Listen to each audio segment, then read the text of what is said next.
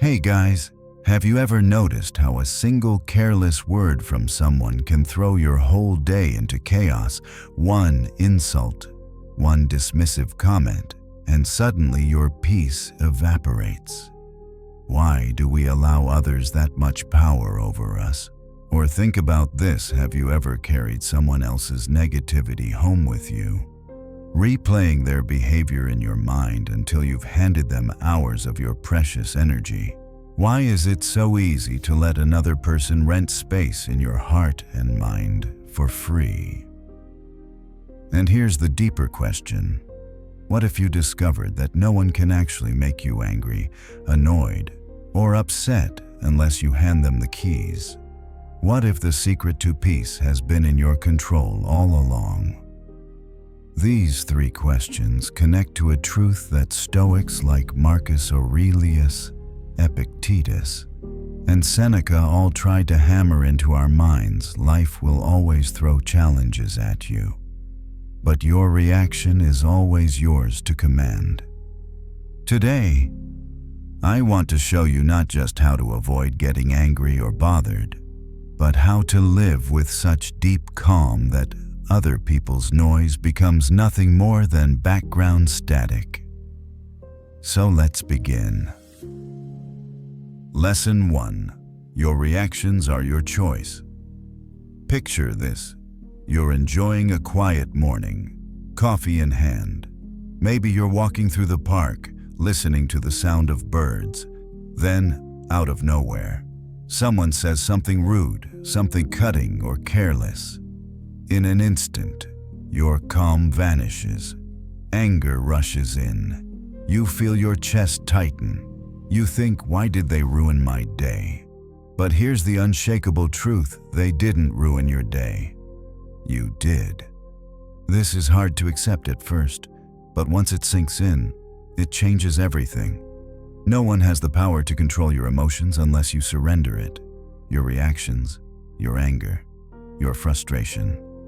They are your responsibility, not theirs, not anyone else's. Think of it like wearing noise-canceling headphones in a loud city. The chaos of honking cars and chatter is still out there, but it doesn't penetrate your world. Mastering your emotions works the same way. People can throw their chaos into the air, but you don't have to let it invade your peace. The Austrian psychiatrist Viktor Frankl said it best between stimulus and response. There is a space. In that space is our power to choose our response. In our response lies our growth and our freedom. That space is everything. When someone cuts you off in traffic, when a coworker dismisses your idea, when a stranger insults you, you have a sliver of space between what they did and what you do next. Most people fill that space with automatic anger, but you have the power to fill it with calm, clarity, and even strength. A real-world example. Imagine you're in a meeting, and a colleague casually dismisses your idea. Your instinct might be to snap back or sit there seething for hours, but what if, instead, you paused? Take one breath. Ask yourself, is this about me or is it about them? Maybe they're stressed, maybe they're insecure, maybe they didn't even realize how they came across. By reframing it, you stop the spiral before it takes over. You keep your calm. You remain in control. That's what Stoics meant when they said, it's not things themselves that disturb us, but our opinions about them. The event is neutral. Your judgment creates the pain. Emotions versus reactions. Now, let me make this clear. Stoicism isn't about denying emotions. Anger, hurt, and disappointment are natural. The Stoic way isn't to pretend you don't feel them. It's to recognize them and separate them from your actions. Anger might knock at the door, but you don't have to invite it inside. Marcus Aurelius reminded himself daily, "You have power over your mind, not outside events." Realize this, and you will find strength. That's the key. Your feelings are real, but your reaction, that's a choice. And every time you choose calm over chaos, you gain strength. A simple strategy. So how do you actually practice this in daily life? Here's a simple 3-step method. 1/Pause and identify when you feel the surge: anger, irritation, hurt. Pause. Name the emotion. Just saying, "I feel angry," breaks the automatic cycle. 2/Ask questions. Why am I feeling this way? Is it the event itself or my interpretation of it? Did they insult me? Or did I decide their words meant something about me? 3/Choose your response act. Based on your values and your long-term peace, not the heat of the moment. You don't have to fire back. You don't have to carry it home. You can let it slide off you like rain on stone. The freedom of choice. Imagine living this way. Someone makes a rude remark, and instead of fuming, you let it go. A driver cuts you off, and instead of shouting, you breathe and move on. A friend disappoints you, and instead of sulking, you accept it and protect your peace. This isn't weakness. This is the greatest strength, because you are no longer at the mercy of every fool, critic, or stranger who crosses your path. Think of how much lighter life feels when you stop letting others dictate your emotions. Suddenly, the rude stranger, the thoughtless remark, the small inconvenience, they lose their grip on you. You become unshakable.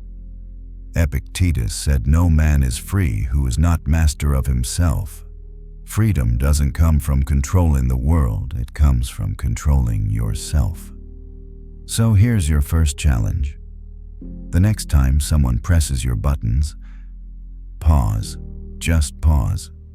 Remember, their behavior doesn't define you. Your reaction does. Choose calm, choose peace, choose freedom. And when you do, you'll notice something extraordinary.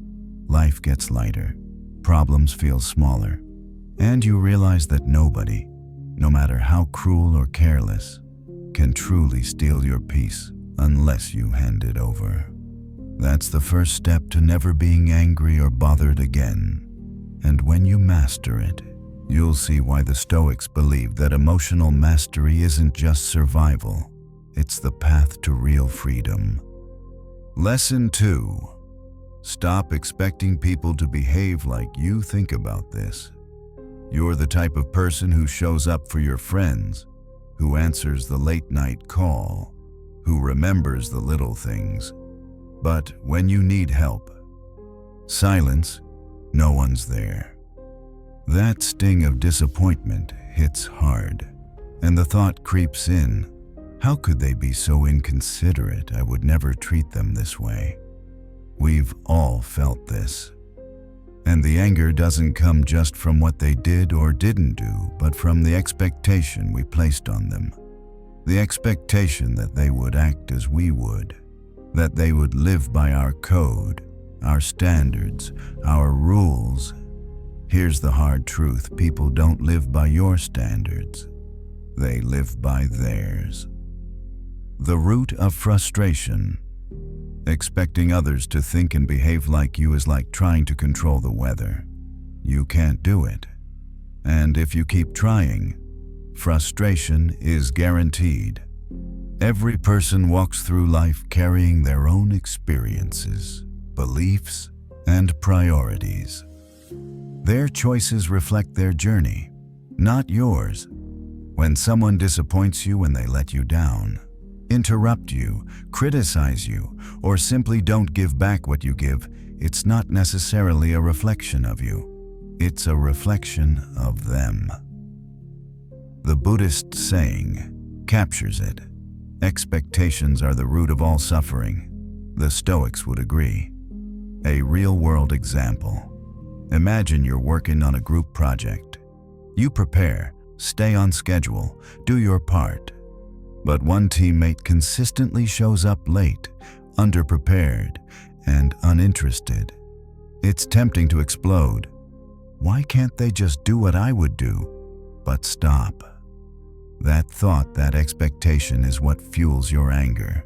You expected them to have your work ethic, your standards, your values. They don't. And the more you cling to that expectation, the more you suffer. But if you accept that people act from their own nature, not yours, you free yourself. Their lack of discipline doesn't have to poison your peace. You simply adjust, respond calmly, and carry on without letting their behavior dictate your state of mind. What the Stoics teach. Marcus Aurelius wrote in Meditations, when you wake up in the morning, tell yourself, today I shall meet with interference, ingratitude, insolence, disloyalty, ill will, and selfishness, all of them due to the offender's ignorance of what is good or evil. He wasn't being pessimistic. He was preparing himself. He knew people would act according to their nature, and by expecting it, he couldn't be shocked or angered by it. This practice, anticipating others' flaws, creates emotional armor.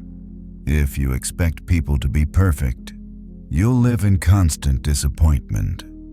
But if you expect them to act according to their own nature, you'll stay calm no matter what they do. Accepting reality without resentment.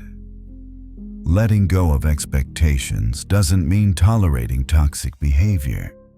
It doesn't mean letting people walk over you. It means recognizing that your peace is too valuable to sacrifice for something you can't control, another person's character. Epictetus said, when you are offended at any man's fault, turn to yourself and study your own failings. Then you will forget your anger. In other words, focus on your own conduct, not theirs. You can't force someone to act differently, but you can control how you respond, and that response is where your freedom lives. Here's a simple practice for dissolving anger that stems from unmet expectations. 1/ Acknowledge your assumption. When someone disappoints you, pause and ask, what was I expecting them to do? Write it down if you have to.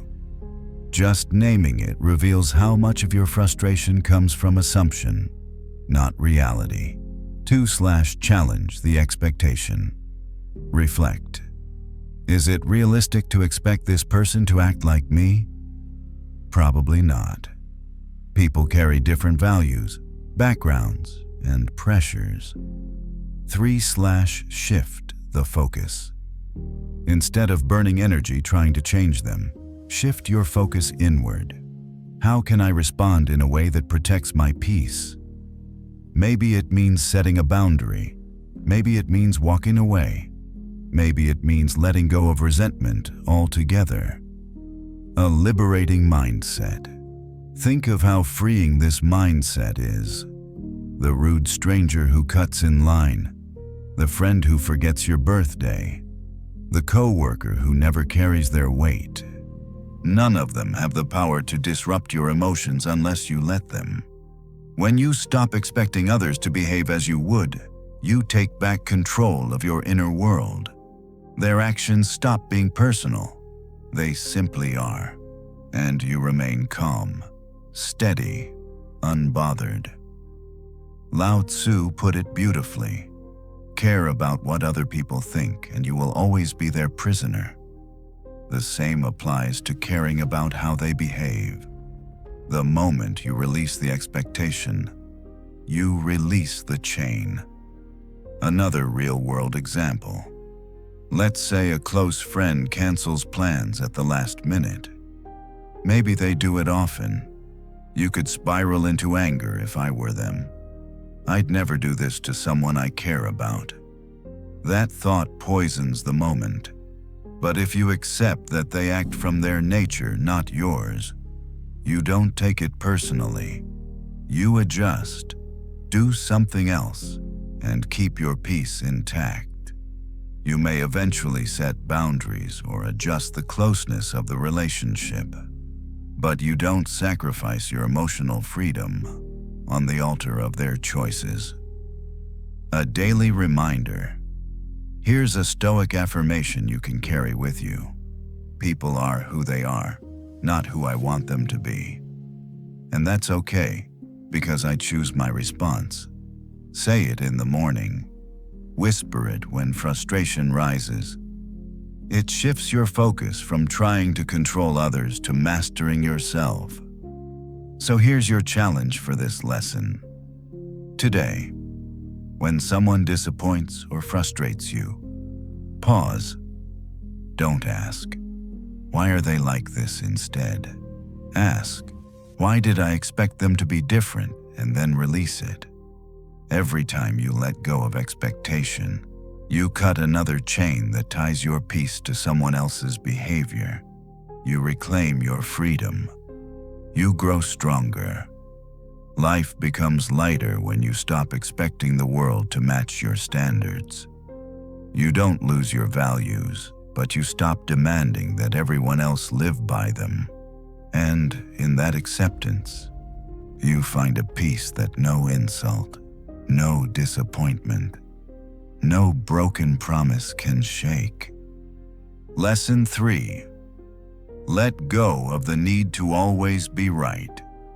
Think about the last time you found yourself in an argument. Maybe it was over something small, like which route was faster, or who said what in a conversation. Or maybe it was over something bigger, like a disagreement with your partner, your family, or your closest friend. As the tension grew, did you feel that fire inside, the urge to prove your point, to show them that you were right? We've all felt it. That sharp pull to defend our ego, to win the battle of words. But here's the question: did winning bring peace? Or did it just exhaust you, damage the connection, and leave both of you frustrated? The truth is, the constant need to be right is one of the heaviest chains you can carry. It ties your peace to arguments that don't matter. It drains your energy. And in the end, it never delivers the victory you think it will. The trap of always being right. Why do we cling so hard to being right? Deep down, it's fear. Fear that being wrong means we're weak. Fear that losing the argument means losing respect. Fear that our identity will collapse if someone else has the upper hand. But think about it, is your worth really so fragile that it can be destroyed by a single disagreement? Of course not. Your value is bigger than an argument. Yet when you fight tooth and nail to prove yourself right, you hand over your peace in exchange for pride. The Stoics would call this slavery to the opinions of others. Epictetus taught that it is not events themselves that disturb us, but our judgments about them. And often, our judgment in an argument is, if I lose, I am less. That is false. Marcus Aurelius, in his Meditations, often reminded himself to step back from arguments and ask, will this matter in 10 years? Will it matter tomorrow? More often than not, the answer is no. The Taoist philosopher Lao Tzu captured it in timeless words. He who is attached to his views will never grow. When we cling to being right, we close ourselves off from growth. We stop listening. We stop learning. We trade wisdom for ego. A real-world example. Imagine this: you're debating with a friend about the best way to handle a problem at work. You know your method works, but your friend insists theirs is better. The conversation starts heating up. Voices rise. Now, what are your options? Option 1, keep pressing, determined to prove your point until they admit defeat. You might win the argument, but at what cost? You walk away drained, maybe resentful, maybe with a damaged friendship. Option 2, take a breath. Say, I see where you're coming from. That's an interesting perspective. You don't have to agree, but you also don't have to fight. You preserve the friendship, you keep your peace, and you show strength, not weakness, in being able to step back. Which option is true? Mastery. Clearly the second. The illusion of victory.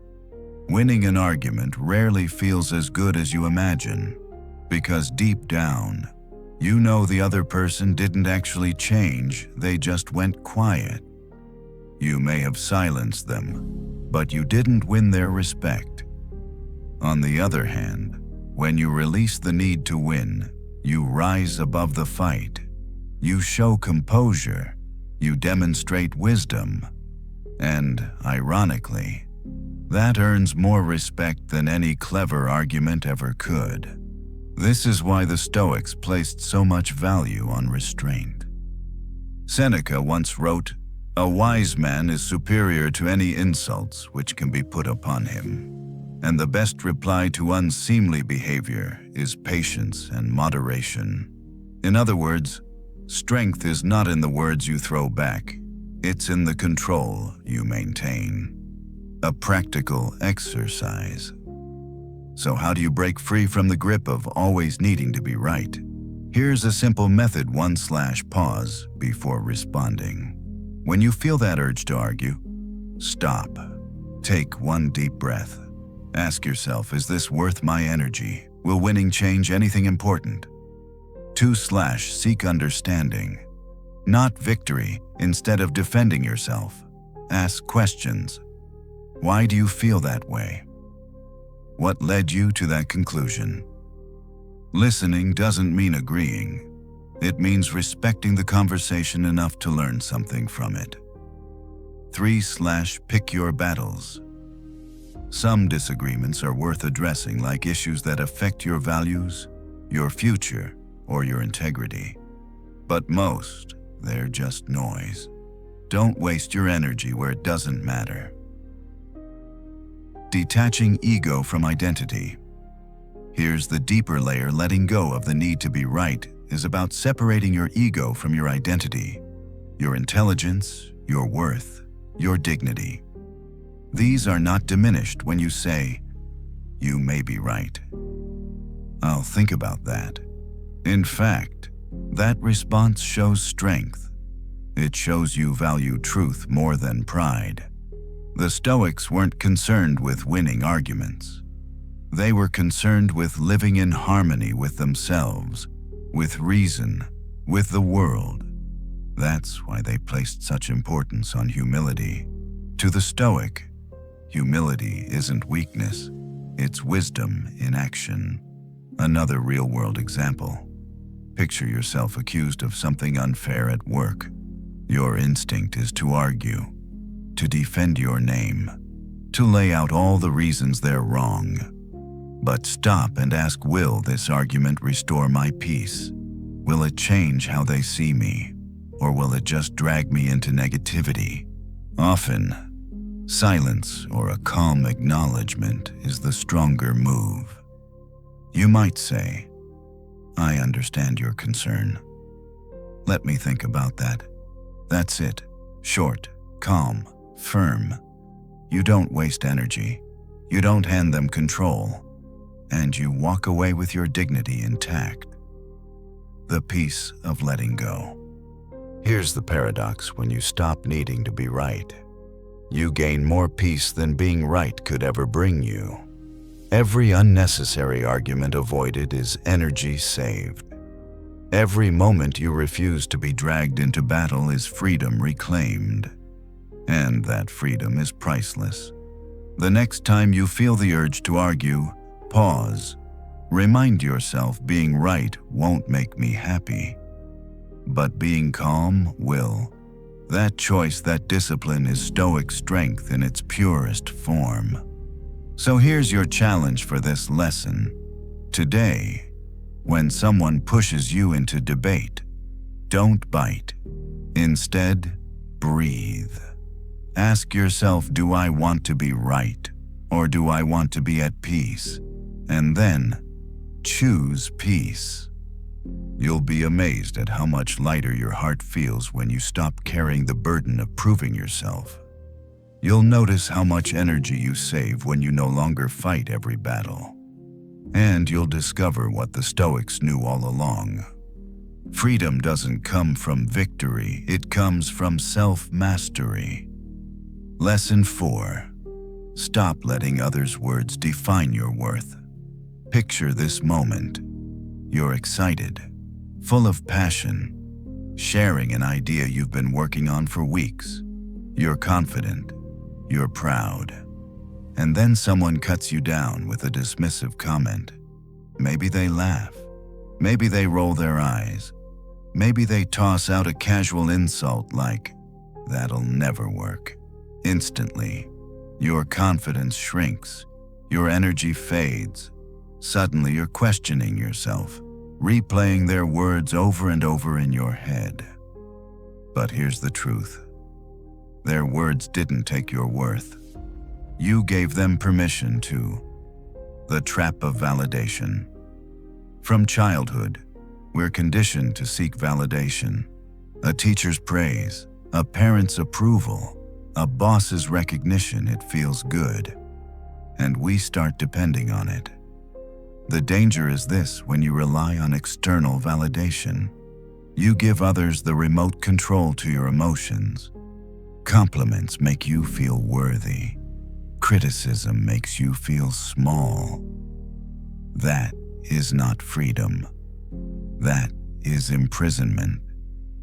Marcus Aurelius once wrote, "It never ceases to amaze me we all love ourselves more than other people, but care more about their opinions than our own." Think about that. We value our own lives more than anyone else's. Yet we let the opinions of strangers weigh heavier than our own judgment. Imagine you've worked hard on a project. You're proud of it. But when you present it, your colleague says, "Honestly, this isn't that impressive." Now you have two choices. 1. Absorb their words like truth. You replay them endlessly, doubting yourself, letting your energy drain. 2.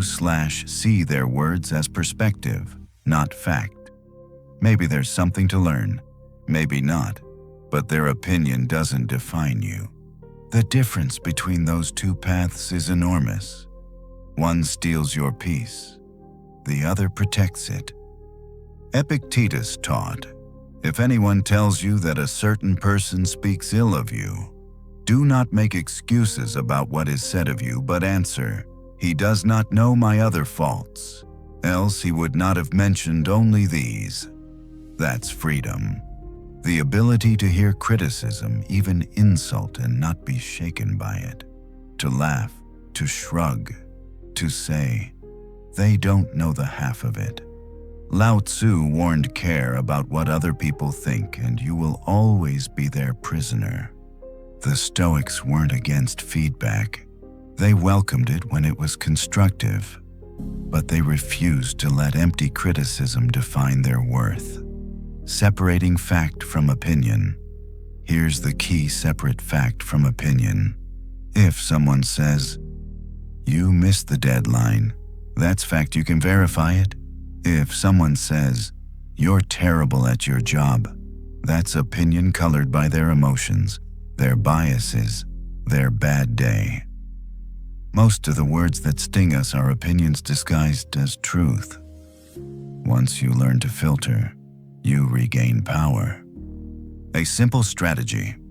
Here's a 3-step process for detaching your worth from others' words. 1. Pause before reacting. When someone's words cut deep, stop. Take one breath. This prevents the automatic spiral of anger or self-doubt. 2/ask fact or opinion. Did they point out something true I can learn from?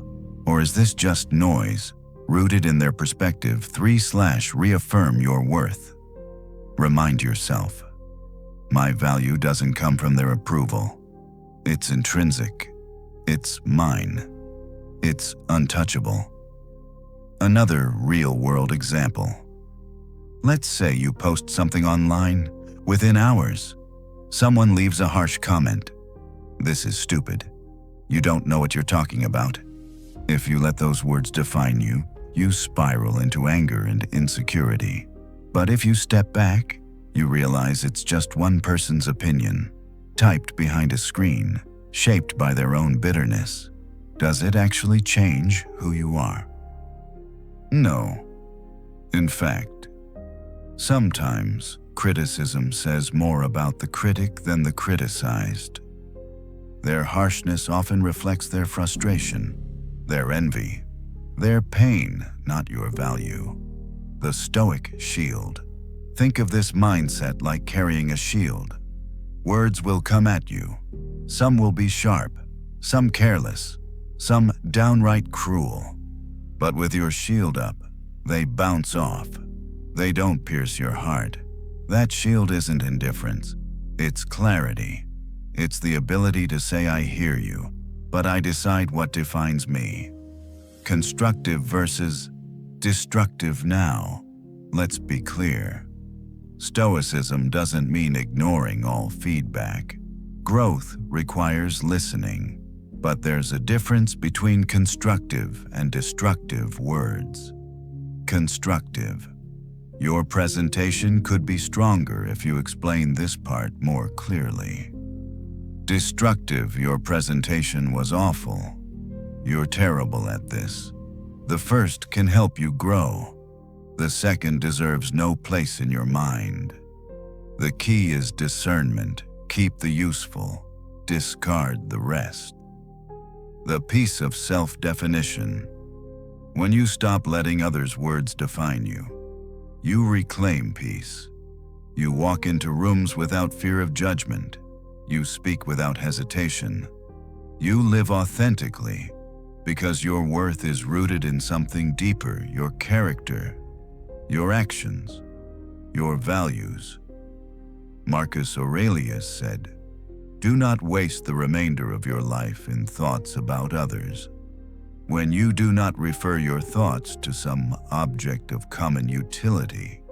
In other words, don't waste your life obsessing over what people think or say. Anchor yourself in what matters. Here's your challenge for this lesson. The next time someone's words sting, pause and ask, am I letting this define me? Or can I choose to focus on what I know is true about myself? Maybe even turn it into an affirmation. Their opinion is not my identity. My worth is not up for debate. Every time you do this, you grow stronger. Every time you detach from someone's words, you reclaim another piece of freedom. The Stoics understood that true strength isn't in avoiding criticism, it's in being unshaken by it. Because the world will always have critics, doubters, and naysayers, but none of them can diminish your value unless you hand them the power. So hold your ground, carry your shield, and remember your worth isn't defined by the words of others, it's defined by the life you live. Lesson 5. Protect your energy by setting boundaries. Picture this, you're in the middle of a busy day, trying to meet your deadlines when your phone rings. A friend asks for help with something they could easily handle on their own. Or maybe it's a coworker who drops a last-minute task on your desk, assuming you'll say yes again. You feel that familiar tension, the desire to help, mixed with the frustration of knowing your own plans just got derailed. You want to say no, but guilt creeps in. So, you agree, and later, you're exhausted, drained, maybe even resentful. Sound familiar? It should. because most of us were taught that saying yes makes us good, kind, generous people. But the Stoics would remind us of a powerful truth: saying yes to everyone else often means saying no to yourself. And you cannot live freely if you are constantly betraying your own needs. The importance of boundaries. Protecting your peace requires boundaries, and boundaries are not walls to keep people out. They're gates that allow you to decide who, what, and when to let in. Think of your energy as a currency. Every yes is a withdrawal. If you keep spending without protecting your reserves, you go bankrupt, burned out, resentful, and disconnected from your purpose. As the old saying goes, you can't pour from an empty cup. Without boundaries, you give until there's nothing left. And when that happens, you're not helping anyone, not your family, not your friends, not yourself. Epictetus captured this truth. Freedom is the right to live as we wish. Living freely means deciding where your energy goes, not handing that decision to everyone else. A real-world example. Imagine you're the person everyone calls for advice, even at midnight. You want to be supportive, but those late-night calls are draining your energy.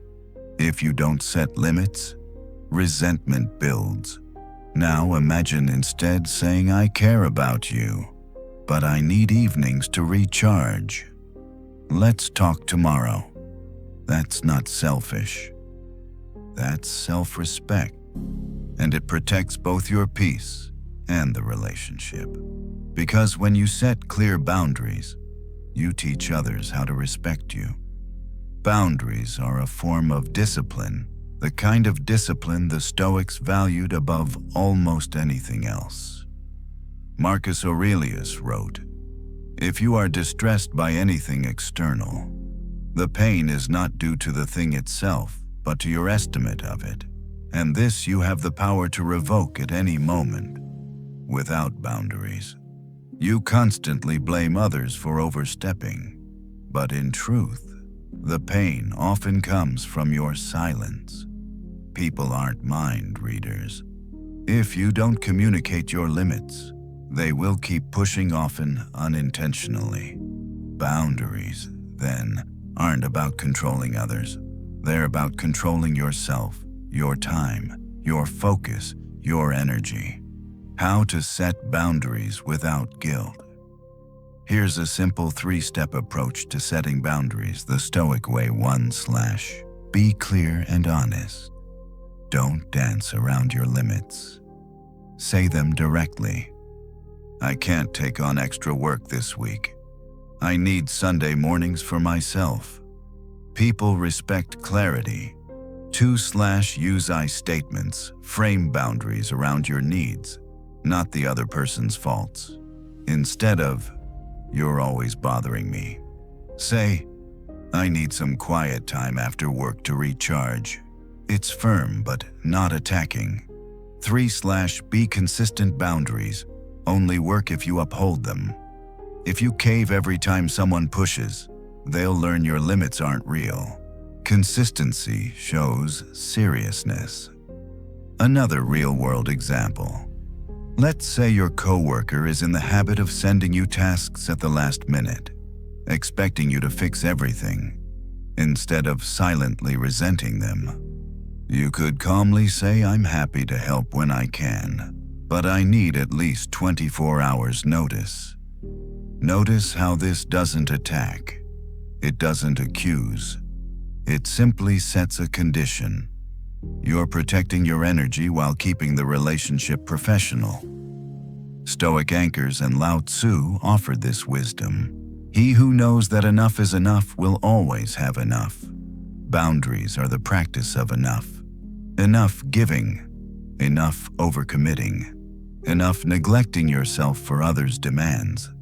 Seneca, too, warned about time. It is not that we have a short time to live, but that we waste a lot of it. How much of your time has been wasted because you failed to draw a line? Boundaries reclaim that time you can invest in what truly matters. The emotional freedom of boundaries. When you start setting boundaries, something incredible happens. You feel lighter. You stop carrying resentment. You gain energy to pursue your priorities. You give people your best, not your leftovers. Boundaries don't damage relationships, they strengthen them, because they teach others how to interact with you in a way that is sustainable, honest, and respectful. Common fears about boundaries. Many people avoid boundaries because they fear rejection. If I say no, they won't like me. But here's the truth: if someone abandons you for protecting your peace, they were never truly on your side. The Stoics would say better to lose a false friend than to lose yourself. Another fear: guilt. We're conditioned to feel guilty for prioritizing ourselves. But ask yourself this: would you feel guilty for locking your front door at night? Of course not. Boundaries are the same. They protect what's valuable. Here's your challenge for this lesson. Over the next week, notice where your energy drains most. Is it a friend who constantly takes but rarely gives, a coworker who assumes you'll always fix things, a family member who ignores your needs? Choose one situation and set a clear boundary. Keep it firm. Keep it kind. Watch how it changes not just the interaction but your entire sense of peace. Boundaries aren't selfish. They're self-care. They're the invisible lines that safeguard your energy, your focus, your well-being. Without them, you scatter yourself thin. With them, you reclaim your life. Remember this: you are not responsible for fixing everyone else's problems. You are responsible for protecting your peace, your time, your emotional health. And when you learn to say no, not in anger, but in clarity, you create space to live yes to what truly matters. Lesson 6. Detach from the opinions of others. Imagine this: you share something you're proud of. Maybe it's a new idea, a piece of art, or a personal achievement. You feel good about it until someone criticizes you, dismisses it, or shrugs like it doesn't matter. Suddenly, that joy you felt crumbles. Why does this happen? Because too often, we place the weight of our worth on the shoulders of other people's opinions. Praise makes us feel alive. Criticism makes us feel small. It's a seesaw, and we let others control the balance. But here's the Stoic truth: the opinions of others belong to them, not you. And the moment you stop chasing their approval, you step into emotional freedom. The prison of approval. The need for approval is deeply ingrained. From childhood, we're taught to perform for gold stars, grades, applause, and compliments. And while encouragement feels good, dependency on it is dangerous. Why? Because it means your self-worth can be shaken by a frown, a sarcastic remark, or a stranger's disapproval. It means you're living like a prisoner trapped by other people's judgments. Epictetus said it bluntly: if you want to improve, be content to be thought foolish and stupid. In other words, if you want to grow, you must be willing to let people misunderstand, misjudge, and even ridicule you. A real-world example. Imagine you show up to work wearing an outfit you love. You feel confident, comfortable, even joyful. Then a coworker smirks and says, "Interesting choice." At that moment, you have two paths. 1/internalize it. Doubt yourself. Spend the whole day second-guessing your style, your taste, even your confidence. 2/detach. Recognize that their words reflect their lens, not your worth. Shrug it off. Keep your peace. The first path is slavery to opinion. The second path is Stoic freedom. Marcus Aurelius warned, "We all love ourselves more than other people, but care more about their opinion than our own." The irony is sharp. We know ourselves better than anyone, yet we give more weight to strangers' fleeting thoughts than to our own reason. Why? Because we fear judgment, but the Stoics knew judgment is inevitable. You can't stop people from forming opinions. What you can stop is letting those opinions rule you. Lao Tzu said, "Care about people's approval, and you will be their prisoner."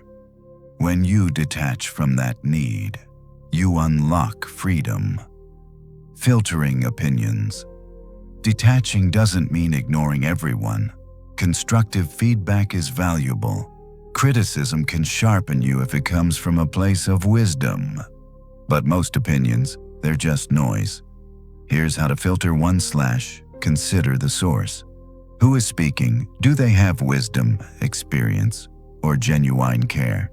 If yes, listen. If no, let it pass. 2/ask, does this serve my growth? If the comment helps you improve, keep it. If not, discard it. 3/ remember their lens, not yours. People speak from their insecurities, their fears, their biases. What they see often says more about them than about you. Another real-world example. Think about online comments. You post something you care about, and within minutes, someone writes, "This is dumb. You're clueless." Now ask yourself, does this person know me? Do they understand my journey, my struggles, my intentions?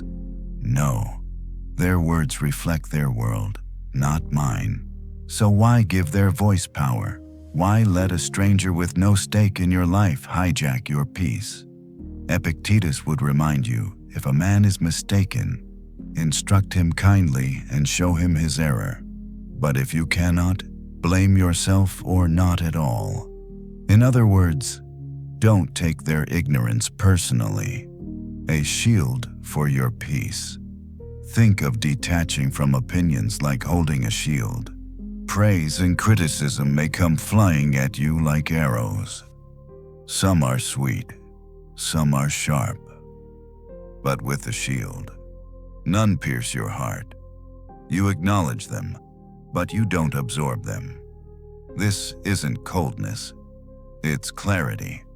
It's choosing to ground your worth in your values, not in applause or rejection. A simple exercise. Here's a practice to strengthen your detachment. 1/pause. When judged. When you feel triggered by someone's opinion, take a breath. 2/ask. Why does this matter? Does this person's voice deserve to carry weight in my life? 3/. Affirm my worth is not up for debate. Repeat this line to yourself. Let it become your anchor. Growth requires detachment. Here's the paradox: the more you grow, the more opinions you'll attract. Some will praise you, some will resent you. If you let their noise sway you, you'll never take bold steps. That's why Epictetus said, "If you want to improve, be content to be thought foolish and stupid." Growth requires being misunderstood. If you can't tolerate disapproval, you'll stay small. Think of history's great leaders, thinkers, and creators. Marcus Aurelius himself faced constant criticism, betrayal, and judgment as emperor. Did he crumble under it? No. He returned to his journal, to his philosophy, to his values. He grounded his worth internally, not externally. The freedom of inner compass. Detaching from opinions means building an inner compass. Instead of letting the crowd's cheers or boos steer you, you let your principles guide the way. Marcus Aurelius wrote, "Just that you do the right thing. The rest doesn't matter." That's the essence. Do what's right. Live by your values. Let the noise fade into the background. Here's your challenge for this lesson. The next time someone judges, criticizes, or dismisses you, pause. Ask yourself, am I living for them or for me? Choose you. Choose your values. Choose your peace. Opinions are like passing clouds. They move across the sky, changing shape and fading away. But your worth is like the mountain beneath the sky, steady, grounded, immovable. Detach from the clouds. Stand tall like the mountain. Lesson 7. Respond with silence. Not anger. Picture this moment. You're in a heated exchange. Someone says something sharp, maybe even cruel. Your pulse quickens, your chest tightens, your mind races with comebacks, and you feel that urge, the urge to fire back, to hit them with words that sting just as much as theirs. But pause for a second. Ask yourself, what happens if you don't? What happens if, instead of feeding the fire, you let silence be your answer? Silence doesn't mean weakness. Silence means control. It means you've chosen peace over chaos. And in many situations, silence is the most powerful response you can give. The nature of anger. Anger feeds on reaction. It's like a fire that needs fuel. Every angry word, every retort, every escalation is more wood on the flame. But silence. Silence starves the fire. Without fuel, anger dies on its own. Marcus Aurelius said the best answer to anger is silence. Think about that. The best answer isn't revenge, clever words, or proving your point. It's silence. The calm refusal to let someone else's behavior pull you out of your center. A real-world example. Imagine you're at work. A colleague tries to undermine you in front of others, making a snide remark about your performance. Your instinct is to clap back, to defend yourself loudly so everyone knows the truth. But what if you paused? What if you simply looked at them, breathed, and stayed silent? That silence would say more than words ever could. It would show you're not rattled, that you're above their games, that you won't give them the satisfaction of controlling your emotions. In that moment, the room would see who truly holds the higher ground. Seneca wrote, anger, if not restrained, is often more hurtful to us than the injury that provokes it. That's the danger of reacting in anger. Often, our response causes more damage than the original insult. Words spoken in fury can't be taken back. Silence prevents that regret. The Buddha echoed this wisdom. Better than 1,000 hollow words is one word that brings peace.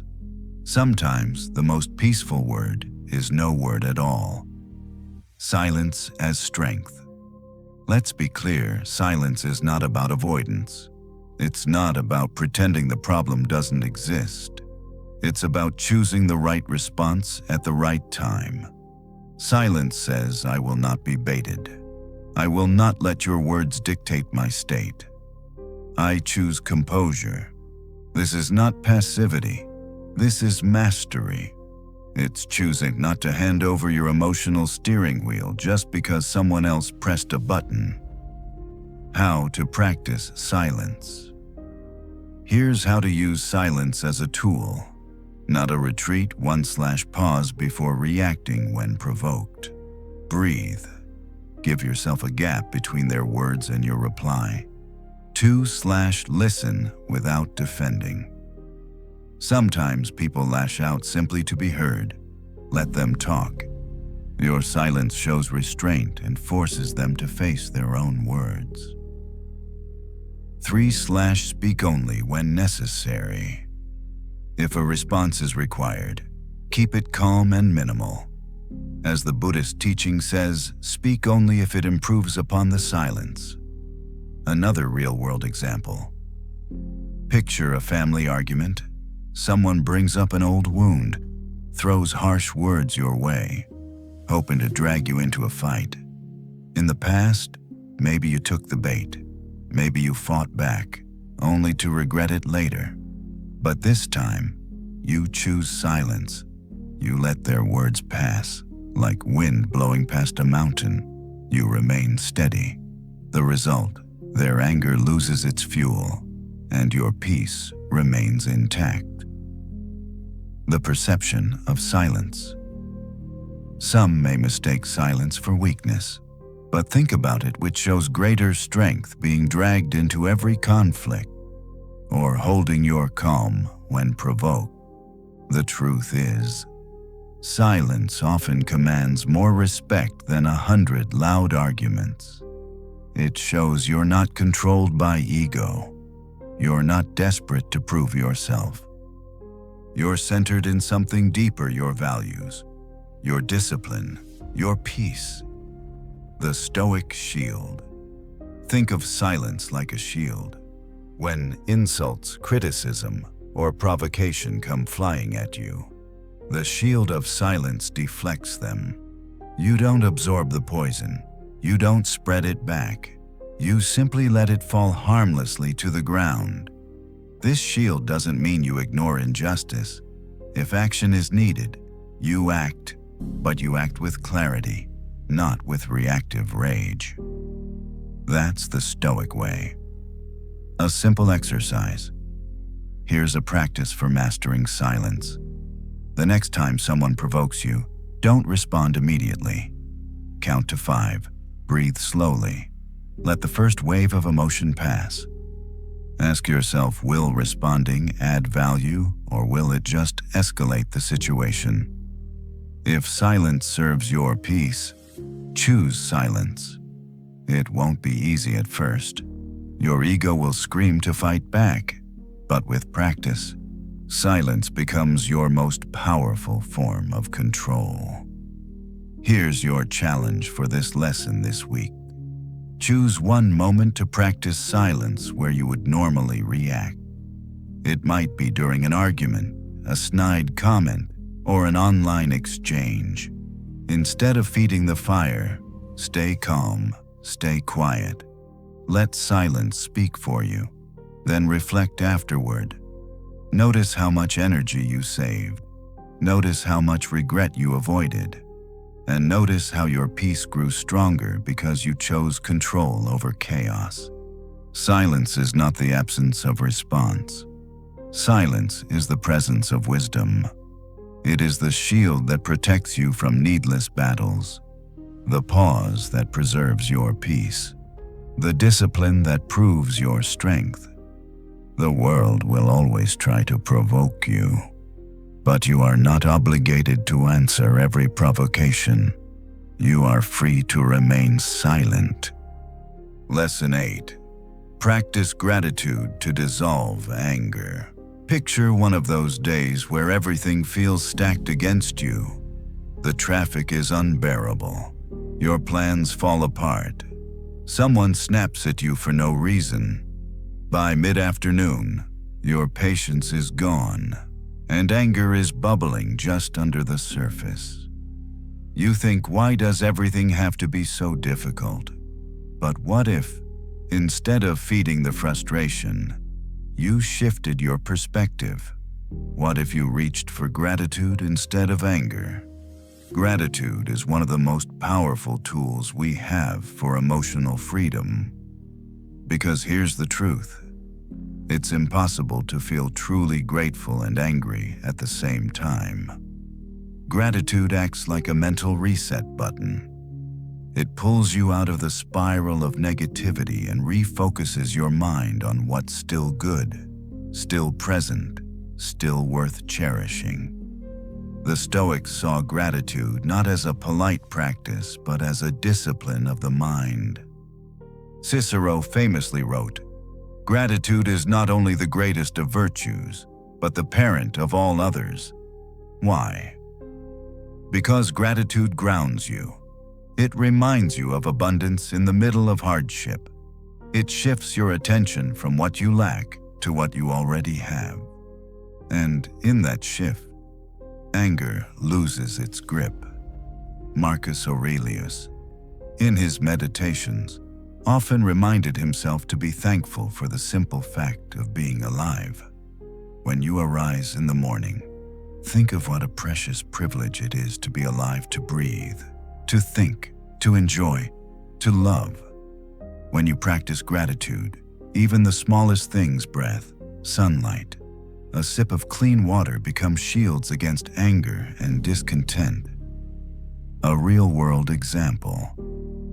Imagine being stuck in traffic, late for an important appointment. Your first instinct is to pound the steering wheel, curse the cars ahead, and let rage consume you. But pause.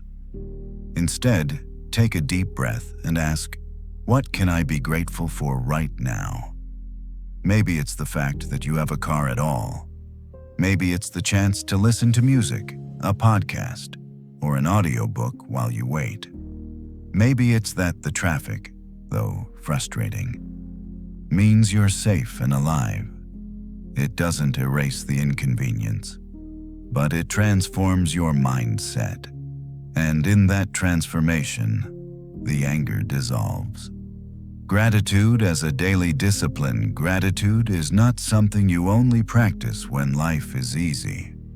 It's something you train yourself to return to, especially when life is difficult. Here's a simple Stoic-inspired gratitude routine. 1/Pause and reflect. When anger rises, take a breath and ask, what's one thing I can be thankful for right now? Even something small, a smile from a stranger, a warm meal, a safe place to sleep, can shift your state. 2. Keep a gratitude journal each evening. Write down 3 things that went well that day. They don't need to be monumental. Sometimes it's as simple as finishing a task, enjoying the weather, or having a meaningful conversation.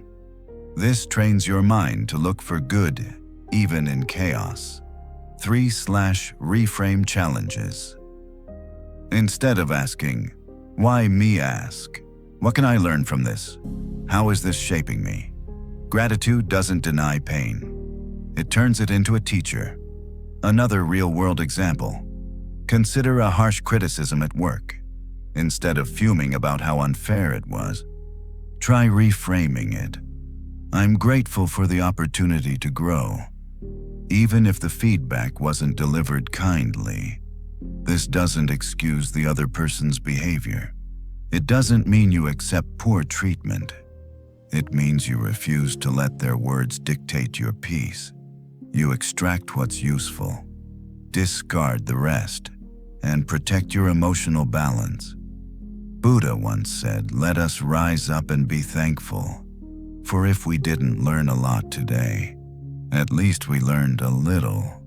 If we didn't learn a little, at least we didn't get sick. And if we got sick, at least we didn't die. So let us all be thankful. That perspective, the ability to find something to appreciate in every situation, is the heart of resilience. Gratitude doesn't mean pretending everything is perfect. It means recognizing the good even when things aren't.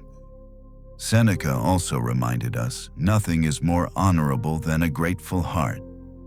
Gratitude keeps you grounded, honorable, and clear-headed in a world that constantly tries to provoke you.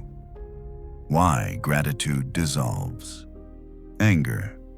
Anger focuses on what's missing, what's unfair, what's wrong. Gratitude focuses on what's present, what's right, what's still good. The two cannot coexist in the same breath. Think about it. Try being genuinely grateful for your health, your loved ones, or even your ability to breathe deeply and angry at the same time. It doesn't work.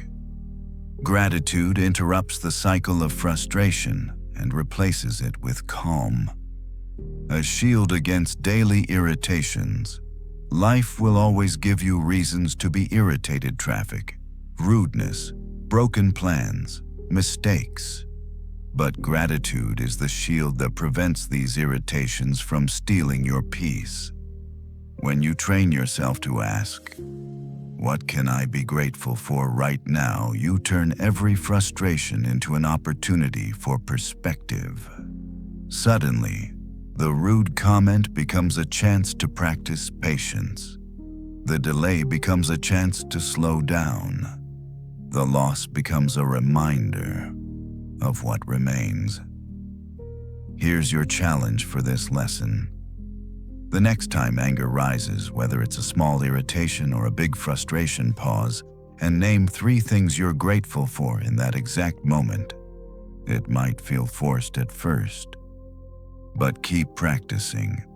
Over time, your brain will rewire itself to look for gratitude automatically, even in the middle of chaos.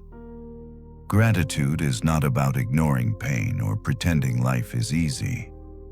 It's about choosing to focus on what uplifts you rather than what drags you down.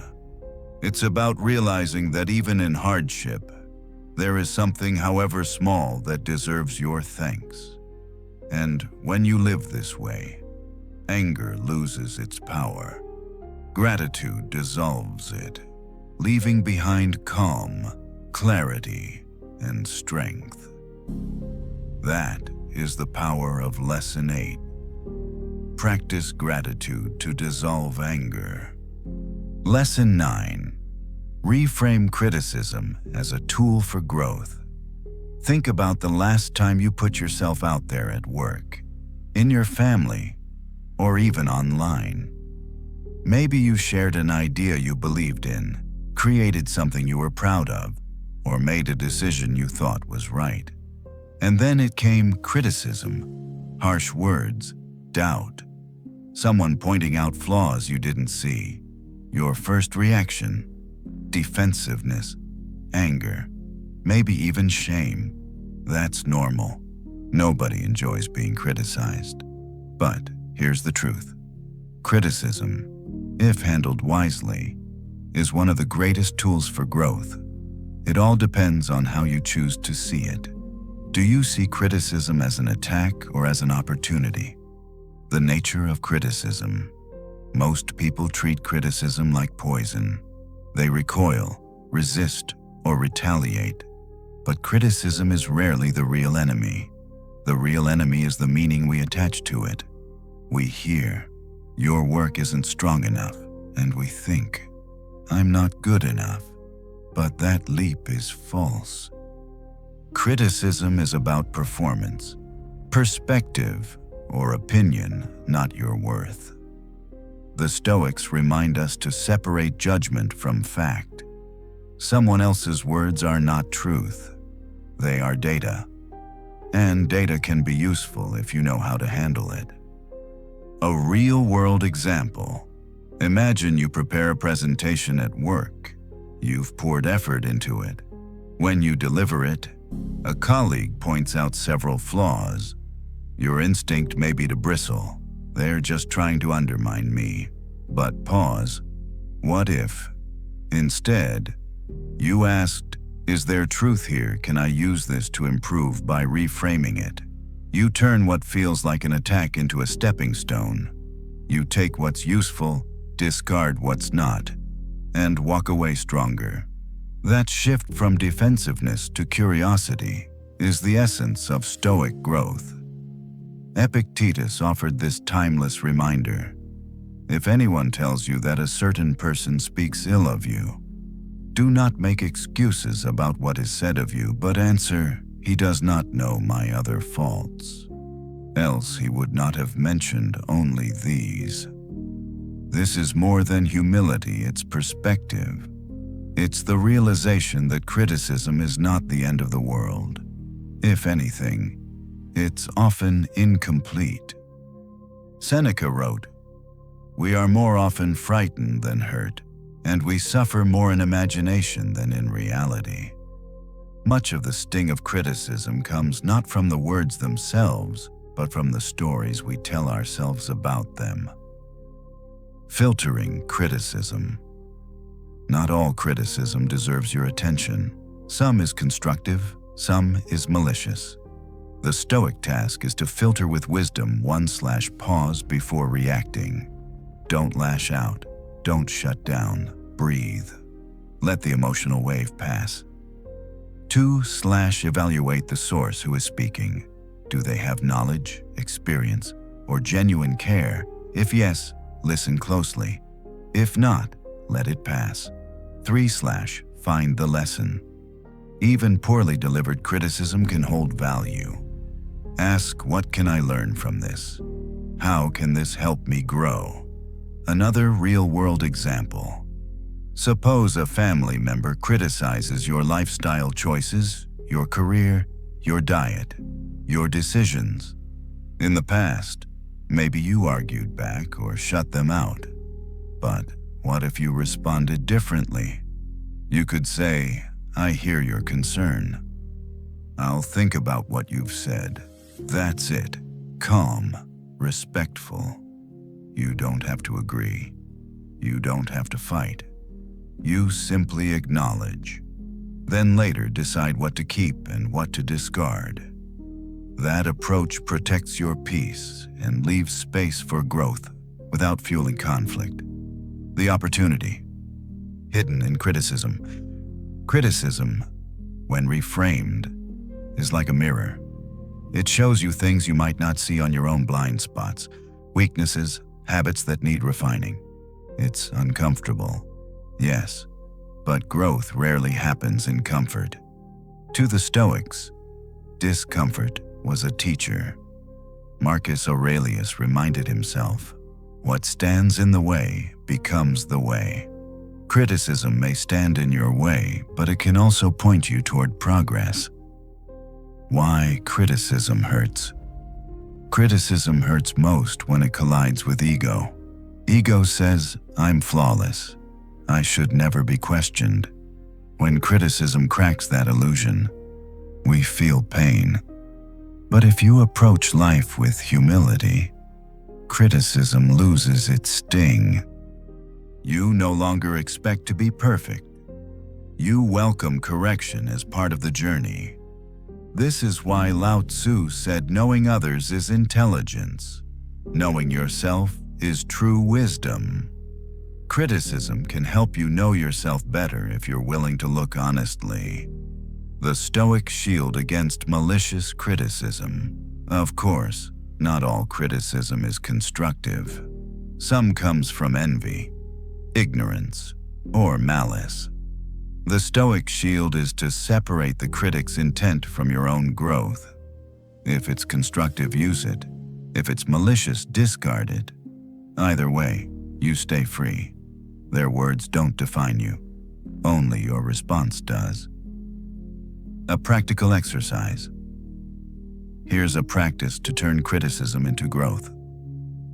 The next time you're criticized, don't respond immediately. Write down exactly what was said. Later, read it calmly. Ask, is there truth here?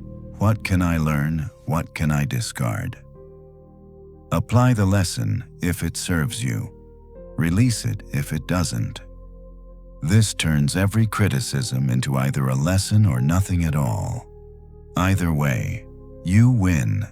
Here's your challenge for this lesson. Think back to a recent criticism that stung. Revisit it not with defensiveness, but with curiosity. Ask yourself what, if anything, can I learn here? If there's a lesson, apply it. If not, let it go. But don't waste energy fighting it. Criticism is not a curse. It's a crossroads.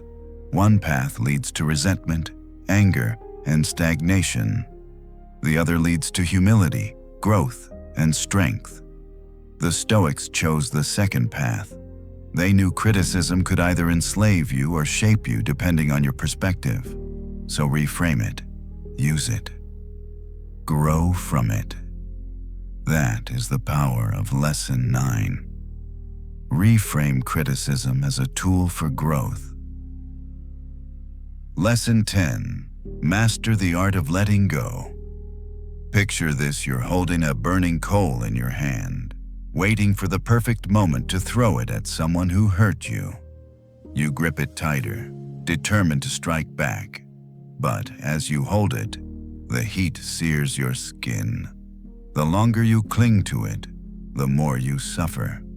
That's what anger, grudges, and resentment are like. You think you're hurting the other person, but the truth is you're burning yourself. The Stoics, along with Buddha and countless other sages, taught the same lesson: the real strength lies not in holding on, but in letting go. Why we hold on? We replay betrayals in our mind. We cling to injustices. We nurse old wounds like trophies of pain. Why? Because the ego craves validation. It says, if I let go, I'm letting them win. But here's the paradox: by holding on, you're letting the past win.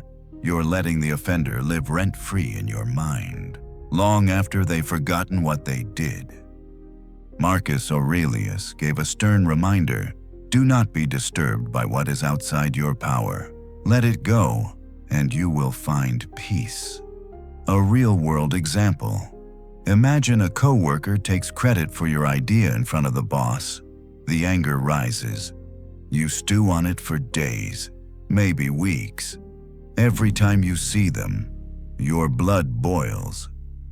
Now ask yourself, did clinging to that anger change the past? Did it restore your recognition, or did it simply steal more of your energy when you let go? You're not excusing their behavior. You're reclaiming your freedom. You're saying, you don't get to own space in my head anymore. Buddha put it powerfully.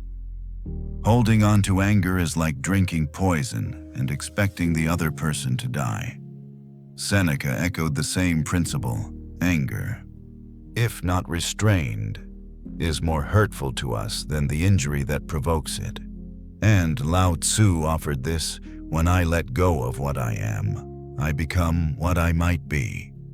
Letting go is not just about releasing pain. It's about opening space for transformation. What letting go really means. Letting go doesn't mean forgetting. It doesn't mean tolerating injustice. It doesn't mean pretending it never hurt. It means releasing the emotional weight so it no longer drags you down. It means refusing to let the past dictate your present. It means choosing peace over poison. A practical process for letting go. Here's how to practice the art of letting go. 1. Acknowledge your feelings. Don't suppress. Admit, yes, I'm angry. Yes, I'm hurt. Suppression only makes emotions stronger. Naming them releases their grip. 2. Reframe the situation. Ask, what can I learn from this? How has this challenge shaped me into someone stronger? Pain can be a teacher if you let it. 3. Focus on the present. The past is gone. The future is not yet here. Your power is always in the present moment. Every time your mind drifts back to the wound, gently return to the now. Another real-world example. Think about a broken relationship, a betrayal, a harsh breakup. It's easy to carry that pain for years, replaying every detail, every word. But where does it lead? Nowhere. When you let go, not of the memory, but of the emotional chain, you finally feel lighter. The weight lifts, the wound stops defining you, and suddenly, you're free to step into new relationships without the baggage of the past. Why letting go is power. People often mistake letting go for weakness. They think it means giving up, surrendering, or letting others off the hook. But in truth, letting go is the highest form of strength. It takes strength to drop the coal. It takes courage to release resentment. It takes wisdom to say, "This does not deserve space in my heart anymore." The weak cling to anger because it feels powerful in the moment. The strong release it because they know true power is calm. The freedom that follows. When you master letting go, you'll notice a shift. You carry less tension in your body. Your mind is clearer. Your relationships feel lighter. Your energy returns to the present, where it belongs. You realize that forgiveness is not a gift to the other person, it's a gift to yourself. It's you saying, "I refuse to suffer twice, once from the act, and again from my refusal to let it go." Here's a Stoic-inspired exercise. Imagine your anger, your grudges, your regrets as stones in a backpack. Each day you carry them, the pack grows heavier. Now picture yourself setting the backpack down, one by one. You remove the stones and leave them behind. With every stone released, you feel lighter. You walk taller. You breathe easier. That is what letting go feels like. Here's your challenge for this lesson. Think of one resentment you've been holding, big or small. Write it down. Then ask yourself, is this worth my peace? What would my life feel like if I let this go? Then make a conscious choice, set it down. Release the stone, drop the coal.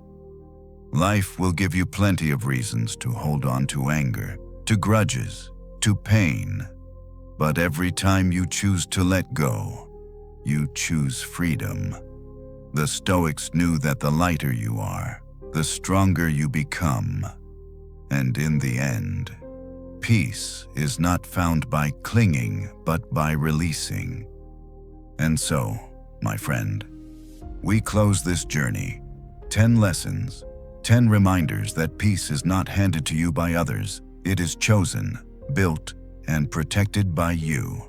Never forget, your reactions are yours to command. Your worth is not for others to define. And no insult, no disappointment, no betrayal has the power to chain you unless you let it. Marcus Aurelius wrote, "You have power over your mind, not outside events." Realize this, and you will find strength. That strength is already yours.